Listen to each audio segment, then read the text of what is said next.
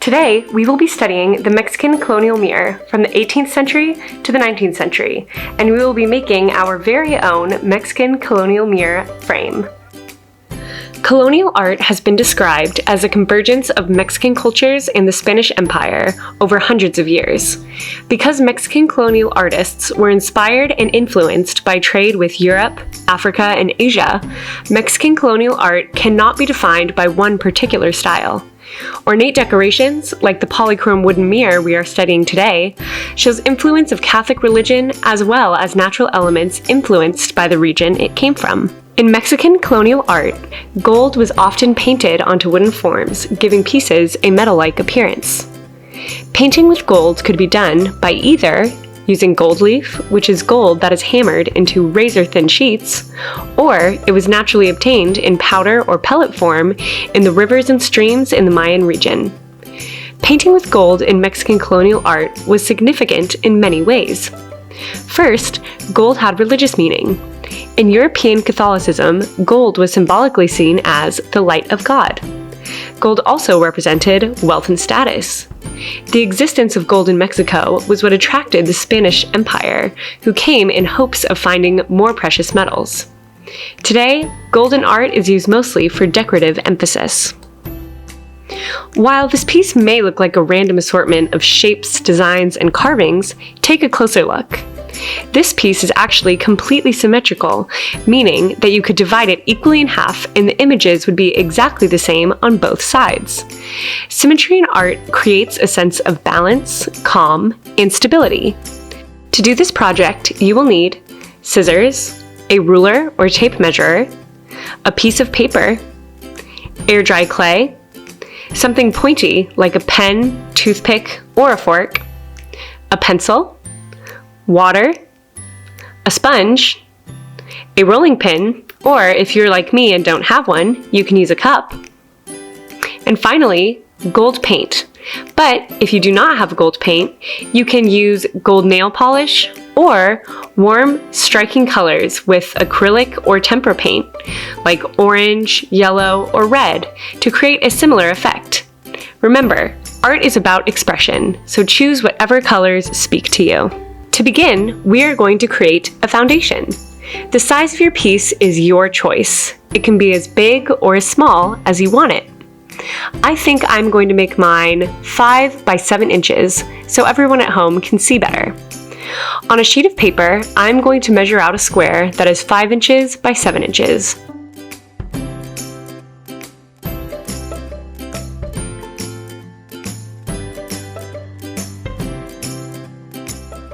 Using my measuring tape, I'm going to draw a line down the middle of my piece with a pencil to create a light vertical line,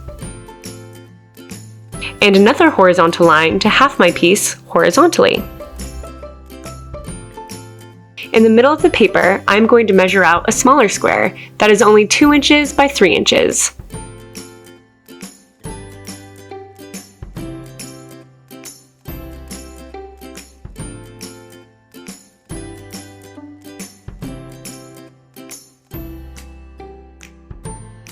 Using my scissors, I'm going to cut out my smaller square.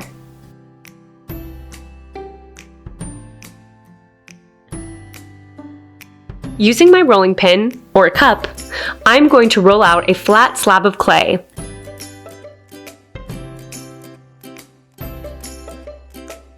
And cut out a square that is 5 inches by 7 inches. Remember, you might choose to have your piece be a different size, but this is just what I chose.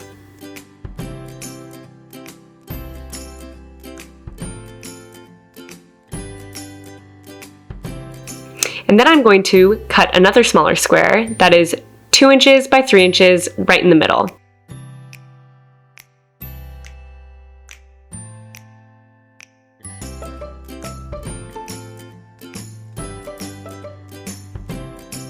Before we start creating our clay elements, draw out what you want your piece to look like. Okay, so I'm going to start drawing up my design. The first thing that jumps out at me when I look at this piece are those beautiful swirls that I see. So I'm going to want to outline my small 2 by 3 square in those little swirls.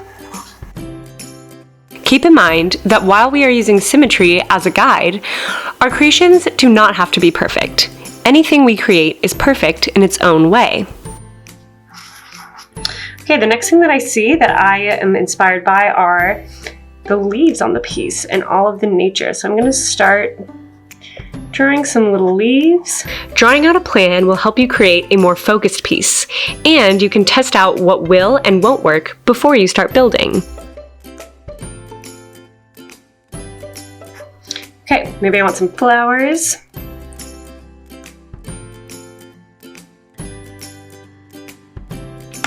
Okay, and then maybe I want some circles just to fill up some space for decoration. Balancing a composition involves arranging both positive elements and empty space in such a way that not one area of design overpowers the other. Everything works together and fits together as one whole.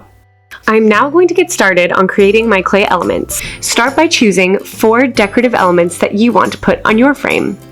I chose flowers, swirls, leaves, and small spheres.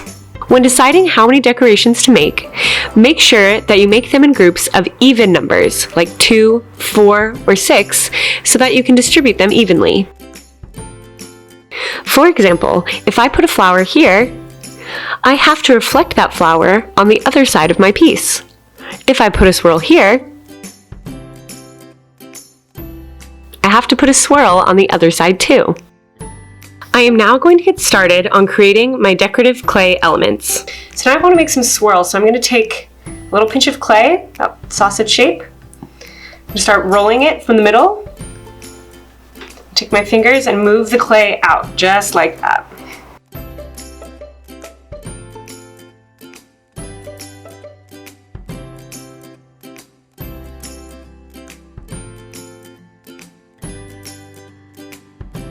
Then I'm going to take the coil and I'm going to start swirling. Okay, a little cinnamon bun. I can take the other end, start swirling the opposite way.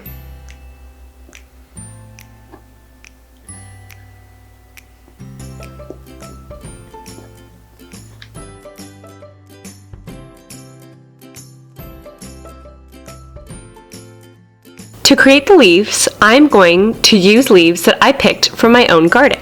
I am then going to roll out a couple of small slabs of clay.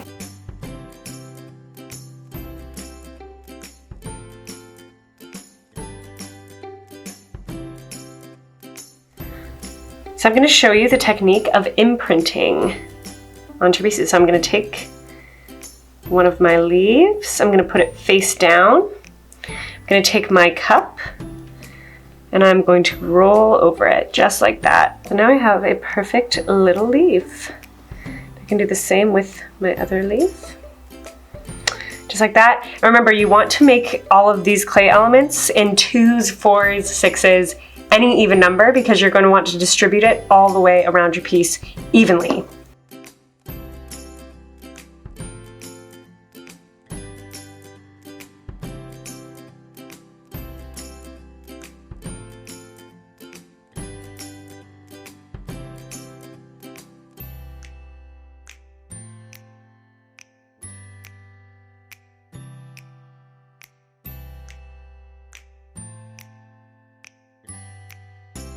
To create a flower, I will roll a small ball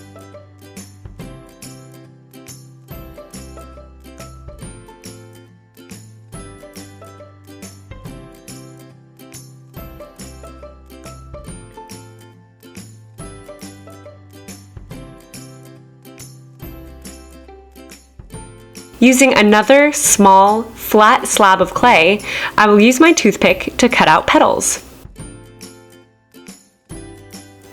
To create the flowers or any other three-dimensional element you might choose, I will need to use the method of scratch and attach. I will then use that same toothpick to scratch the center of my flower. I will then scratch the petals. Then, using a bit of water, I will cover the scratches, creating a slip, which is basically a ceramic glue made out of clay and water. That will attach my pieces together.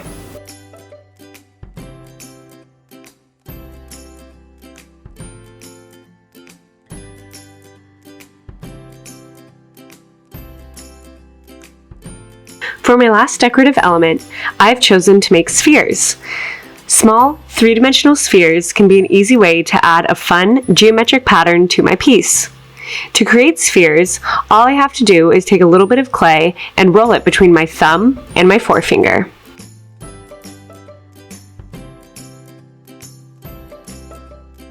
Before assembling your clay elements, let's go over a couple of key words. First, there's a line of symmetry. A line of symmetry is an imaginary line that passes through the center of the shape or object and divides it into identical halves. Those lines can either be vertical, going up and down, or horizontal, going side to side. Before assembling your clay elements, draw with a pencil a light, vertical, symmetrical line through the middle of your piece, and another symmetrical line going horizontally. This will help you keep balance and make sure that your decoration is symmetrical and even. Alright everyone, we are now ready to start assembling our frame. Don't forget to use your lines as a guide to create symmetry. And remember, don't scratch and attach until your piece is assembled. You might want to play with your arrangement until you decide what works best for you.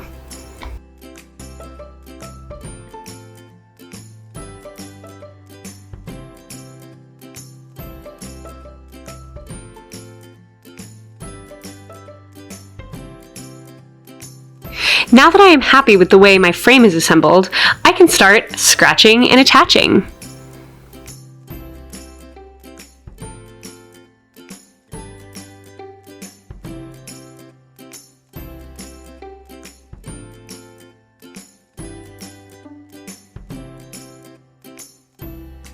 Okay, so now that I have all of my pieces scratched and attached, I'm going to take my finger, dip it in a little bit of water, and go over some of those lines, rough edges, or cracks to make sure that my piece is nice and clean. Okay everyone, my decorative elements have all been constructed together on my frame, so it is time to paint. I have some gold paint here, but if you don't have it, that's okay. You can use gold nail polish or warm colors with tempera or acrylic paints, like yellows, reds, oranges, to create a similar effect. Remember, your colors are your choice.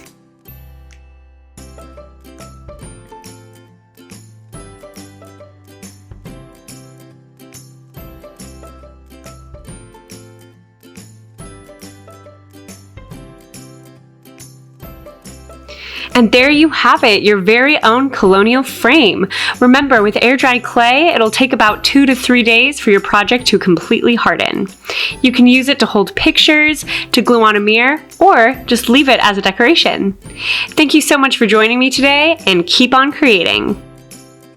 You've created your very first colonial frame. Remember, your piece does not have to look exactly like mine. Yours might be gold with stars on the border, orange with the sun cut out in the middle. Maybe your frame is red and framed with geometric shapes. The sky is the limit when it comes to your creation and what colors you choose.